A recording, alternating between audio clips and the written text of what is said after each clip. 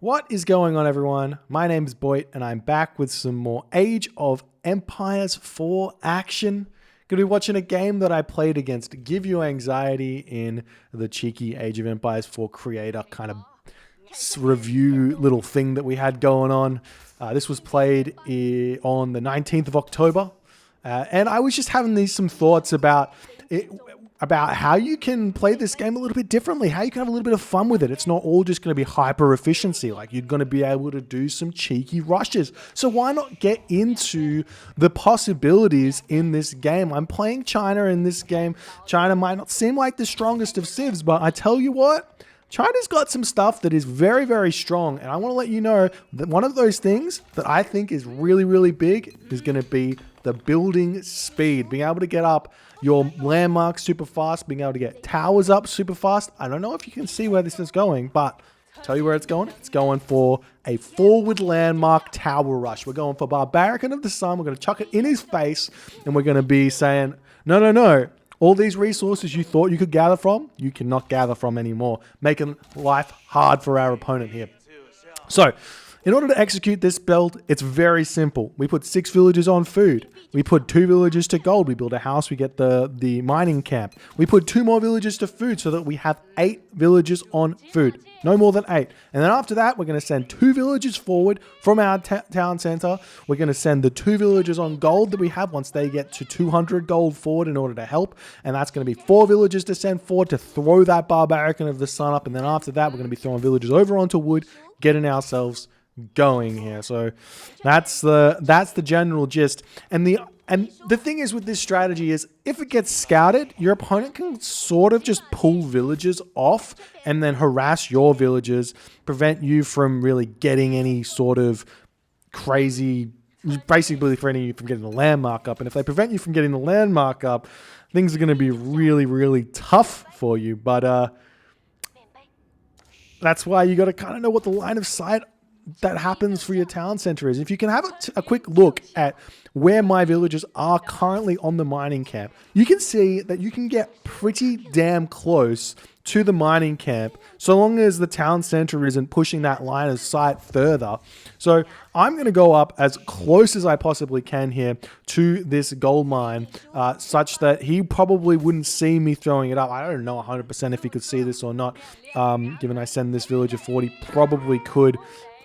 I think the villager is out of range, but there just wasn't really a nice place for me to put this this Barbarican of the Sun up, and the town center can see it actually. So he could see it going up. So if he wanted to pull villagers off and start harassing my villagers, he totally could have done that, but I mean, I'm all in at this point. We're getting this Barbarican of the Sun up. Going to be able to hold on to the gold mine on this location, the second gold mine on this location. That's preventing 2 of the 3 gold mines in his base. And then all I have to do is try and secure the other one. And that's going to prevent him from getting any gold upgrades in this game. And that's really big. If my opponent can't get upgrades, then that means all he can make is horsemen, archers, spears, which just means fantastic. If that's all he can make, that's all I can make. We're both in the same situation. We're both going to be able to punish each other accordingly. And I feel like for a lot of this, if you're using those trash units, China's actually got the best chance here. I do a little cheeky deer push here because I felt like I needed some more food on my town center. The villagers that build the Barbarican of the Sun will jump onto a wood line straight after it, so you don't have to walk all the way back. You want to keep those villagers forward anyways, because they're going to be able to, one, build archery ranges and barracks if that's what you want to be building, but more importantly, going to be for building those towers and repairing those towers. Repairing in this game is super strong. So you can see at this point I've got 12 villagers on wood, and then I've got 6 villagers on food. We're just going to have to keep getting those up here. See that Khan coming in, trying to harass my dudes, but the Barbaric of the Sun says no.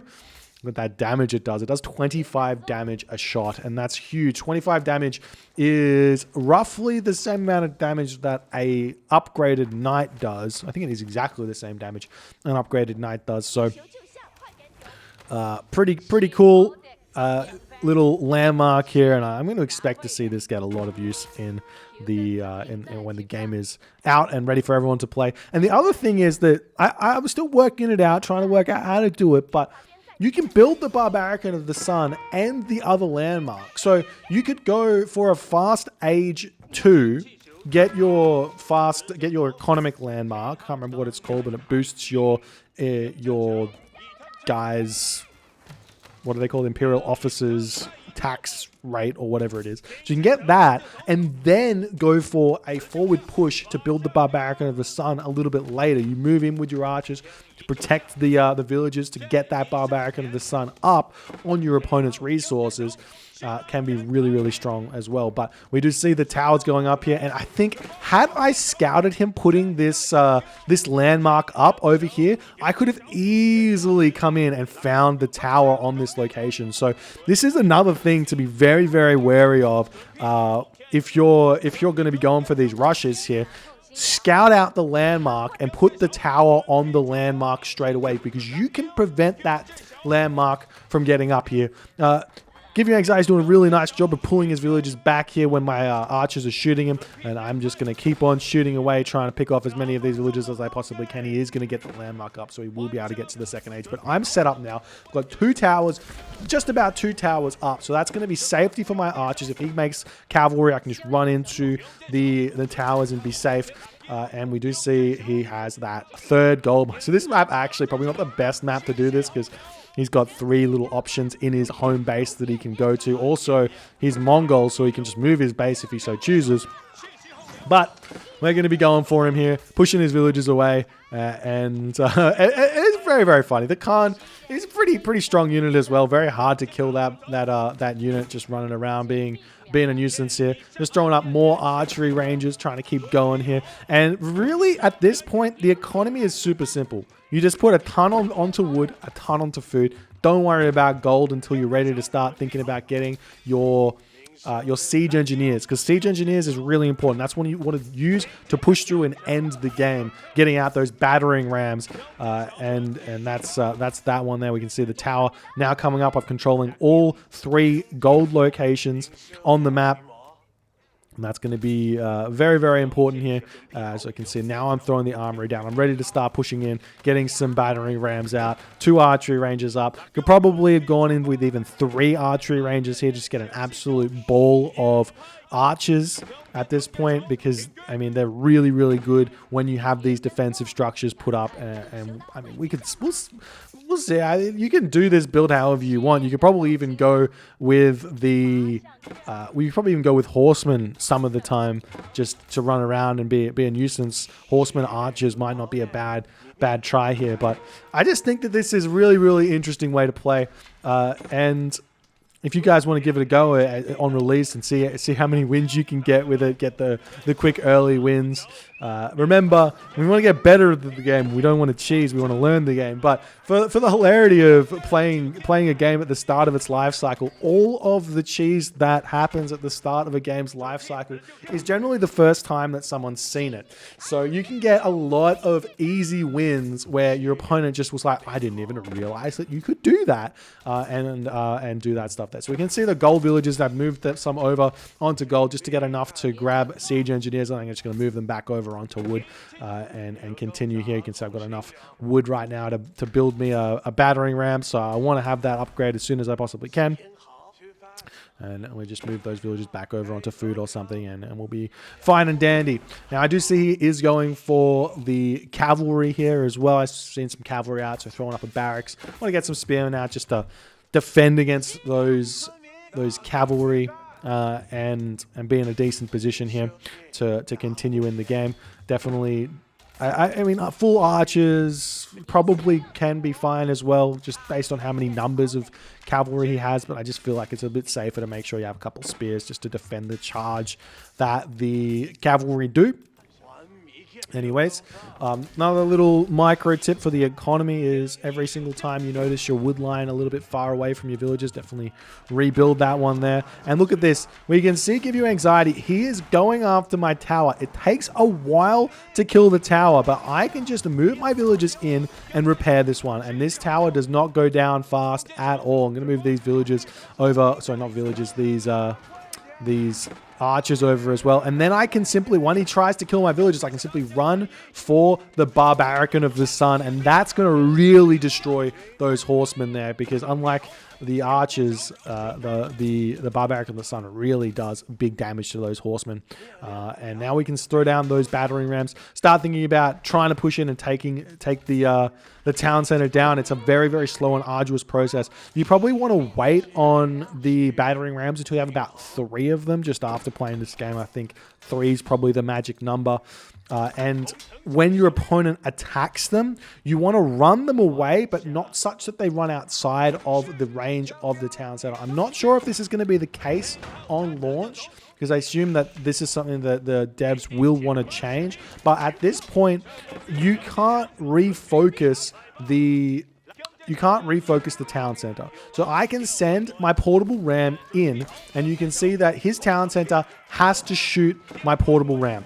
And that means I can walk into his town center and be very, very happy with what's happening in this location here. He just can't defend with the town center alone. We do see the horsemen coming in here, trying to micro a little bit, pull my archers back. I think I pull my portable ram back just a little bit too much. No, it's still in range, so it's still good. Still happily take these fights here. Spearman doing some good jobs in on this location. Gotta be really careful to keep that portable ram alive. Don't want to take too many torch throws here. Keep going after the town center. Probably could have gone after the landmark, to be honest. Probably a little bit safer, because he can't just drop his villagers in and out. Now, here's another little trick here when you're doing these cheeses. The portable rams, they are siege. They're classified as buildings in a way, and you can repair them. So send those forward villagers that you had there, repair that HP back. Make sure that you don't lose any of these battering rams for free, or just lose any of them in general, because you're going to be able to repair them. And I don't think they cost many resources to repair at all, and it's very, very quick to do so. So thinking about trying to take down taking down that landmark there. And now Give You Anxiety is starting to be able to harass me, starting to get some units out, so I've got to be careful. Can always build some outposts back home in this occasion. I've still got a goat here before I want to move forward onto the berries, throw up a tower, and we just keep going. He's going to be moving his landmark away from that point there. One of the annoying parts of the Mongols is that they can move their stuff, so you do have to be careful. And yet again, we do see Give You Anxiety coming around with his horsemen. I'm going to just keep defending this one here. Keep bringing my spears around. And once the horsemen get onto my archers, got to pull back, shoot and scoot away, try and take as little damage as possible. You see the villagers coming forward, and they do manage to get a whole bunch of damage onto my rams here. So I've got to be super careful with that one, pulling back. Still getting a lot of damage done onto his economy. Every time he does this, he's not gathering, and I am. So still getting in front on the economy. But it's a very, very close game here. This strategy is definitely it leaves a little bit of execution to be desired here. And the fact that Give You Anxiety is also being able to harass me and my base while this is going on is doing him a lot of justice here. We'll see how this is all going to go. He's going to be able to kill off some of my towers. I'm not too fussed about those other towers over there anymore. I built that one mostly just to control his landmark, but he's moved the landmark for now.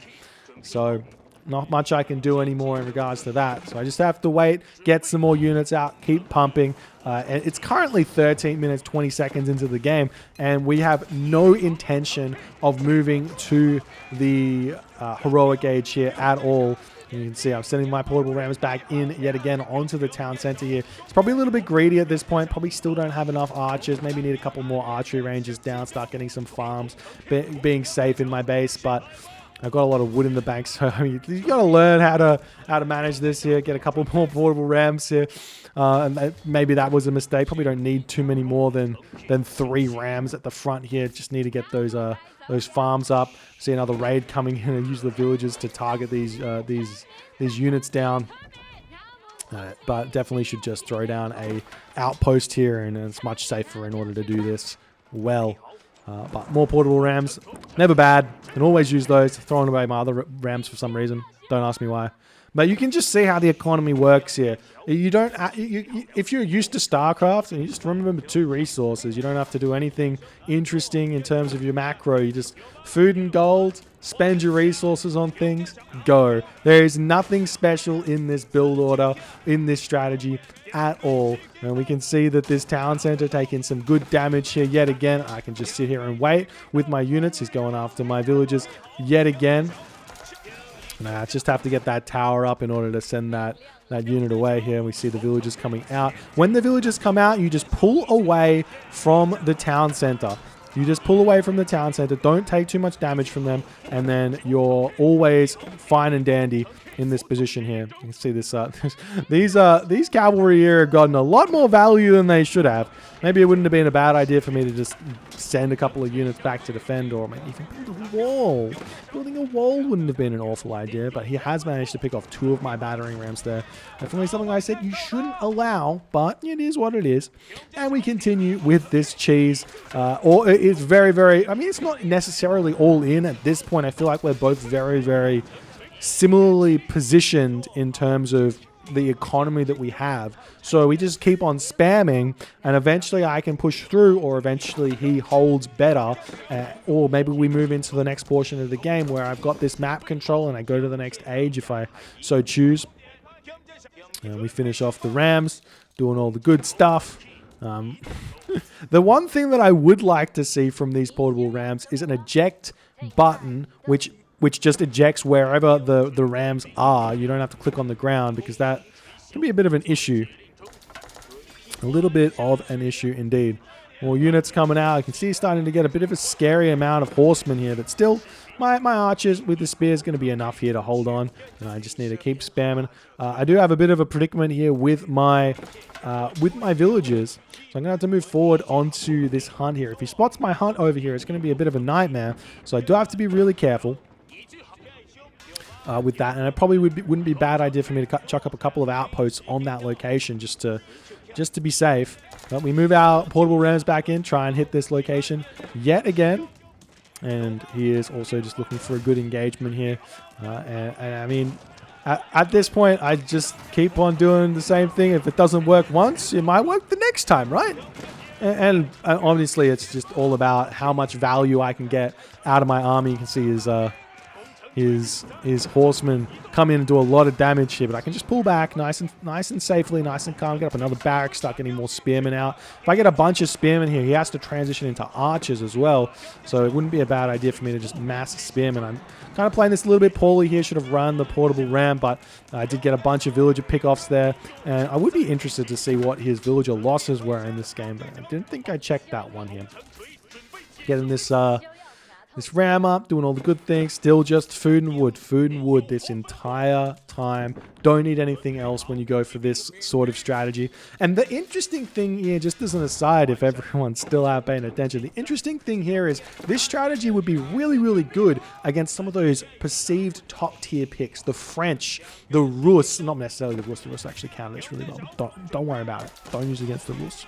But against the French, this strategy can be really, really good, especially on maps like Dry Arabia, where there's not a lot of gold mines on the map at all.